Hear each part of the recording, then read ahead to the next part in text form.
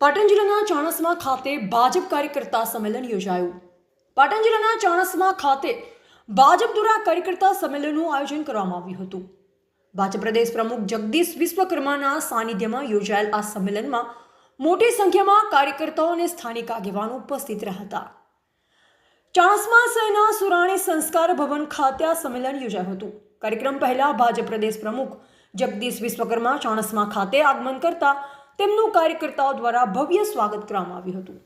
આ અવસરે તેમણે ચાણસ્મા મધ્યે સ્થિત સરદાર પટેલની પ્રતિમાને માલ્યાર્પણ કરી. ત્યારબાદ તેઓએ પીપળેશ્વર મહાદેવ મંદિરે જઈ પૂજા અર્ચના કરી દર્શન કર્યા તેમજ ગોગા મહારાજ મંદિરે જઈ આશીર્વાદ મેળવ્યા હતા.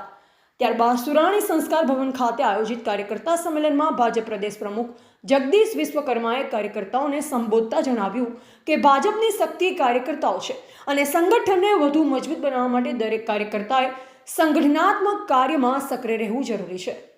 તેમણે વિકાસના કાર્યોને લોકો સુધી પહોંચાડવા અને આવનાર સમયમાં વધુ મજબૂત સંગઠન ઊભું કરવા કાર્યકર્તાઓને આહ્વાન કર્યું.